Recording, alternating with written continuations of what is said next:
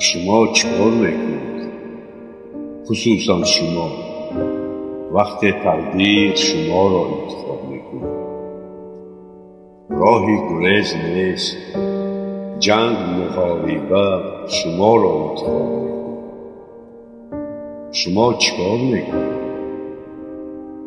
وقتی که در آستانه شما چیز پیدا می شود که شما تکلیف نکرده بوده، زنگ هم نزده بوده، انتخاب نکرده بوده یا پیشبینی هم نبود، زندگی در حقیقت وزنی است.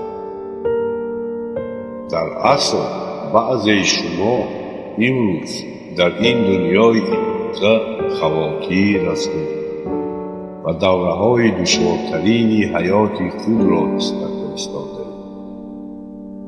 در زندگی دوره‌هایی هستند و خواهند بود که ما در عذاب دوره‌های عذاب را، درد را، بی‌پولی را می‌گذاریم و سوال ما این است: فکر و خیال شما، ریاکسیاتون در این حالت‌ها در کجایند؟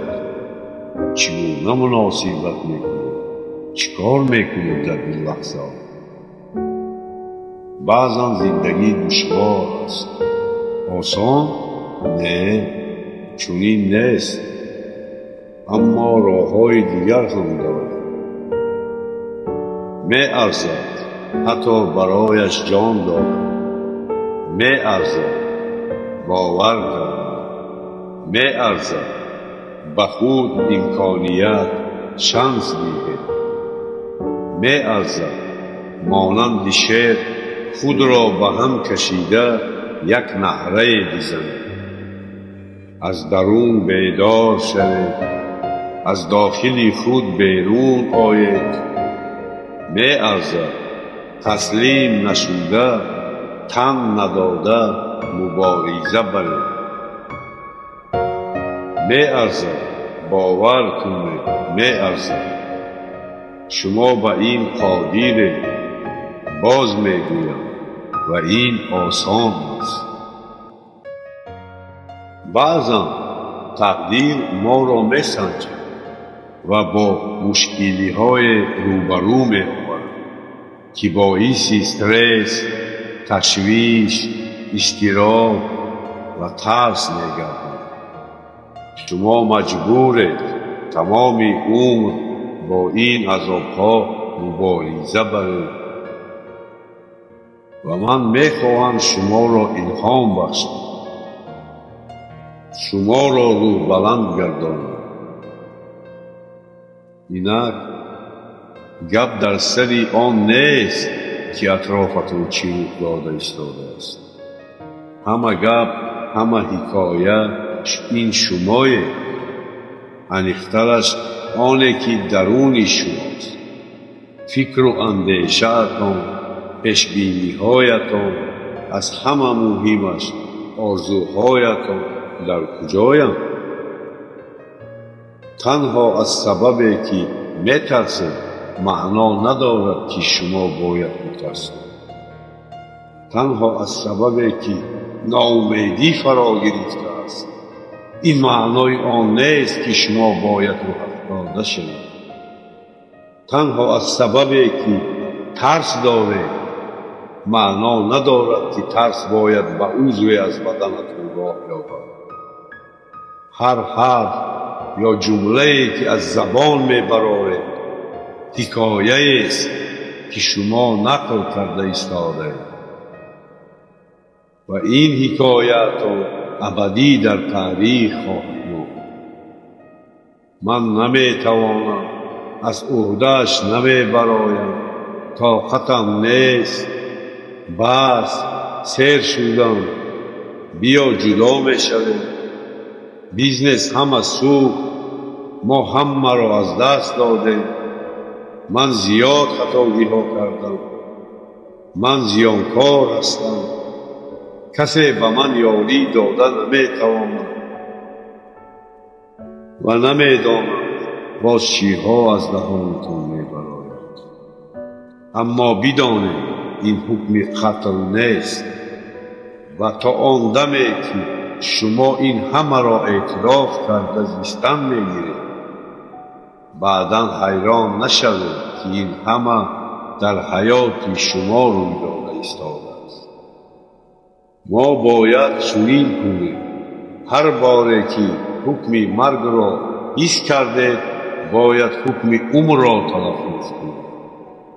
آه من حکم قتل را حس میکنم، من فکرهای تشویش آور را حس کرده ایستادم، من حس میکنم که دیگر این کار را کرده نمیتوانم، من حس میکنم که مرا استفاده بردند. این دردآور و دشوار است، اما وقتی که این روی داد من به تلفظ حکم عمر، آرزوها، نیتها، پیشروی، بردباری، بایگری شروع کنم. من نشان میدم، من گشته و برگشته میخیزم. عادی 7 بار میافتد لیک 8مش از اوست. هرگیز ناامید نشود، هرگیز تسلیم نشود. بعضا مهارت، ملکه، هنر نمیتواند به شما کمک کند که بعضی چیزها را پس سر. سرعت و چالاکی نمیتوانند یاری رسانند. از همه مهم باید استواری روحی داشته باشید. درد دائمی نیست، درد شما دائمی نیست. شما میتوانید این همه را پس سر کنید. شما بهتر، بیشتر و زودتر از درد خود هستید. بس نکنید، در خاطر داشته باشید این بار اول نیست که گریه کرده بودید. این بار اول نیست که نفستان گرفته بود. این بار اول نیست که همه تاریک گشته بود. این بار اول نبود که درد میکرد. این بار اول نیست که دلت را شکسته. این بار اول نیست که پولت نرسید. این اولین درد تشخیص نیست که ناگهان از کجای پیدا شد. بیایید من میمانم تا که این تعریف را بگویم. این هم میگذرد. من میمانم، من تسلیم نمیشوم.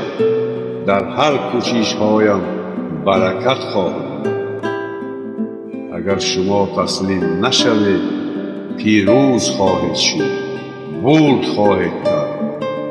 شما بالای خود کار کردنتان لازم. میخیزید، لباس میپوشید، بیرون میروید، نصیبتان را میجویید، وظیفه‌تان را در این دنیا، میسیه‌تان را اجرا خواهید و به کسی که شما را شکستنی بود اثبات خواهید و هر کسی که بازداشتنی بود آرزوهایتان را کشتنی شد و همه اشان اثبات کنید که ناحق هستید. تنها برگردید، باز برگردید، گشته و برگشته دوام دادن گیرید. چیزی هم نمانده باشد که بدهید باز برگردید. نصف حیات این برگشتن است و من خودی حاضر و شما میگویم تسلیم نشوید و همیشه میگویم اتون اگر این راه را طی کرده گذشته و اگر به درد خود تاب آورده من به شما کفالت میدهم که آن طرفی را مکافات شما را انتظار است. درد دائمی نیست، درد موقتی است، می‌گذار.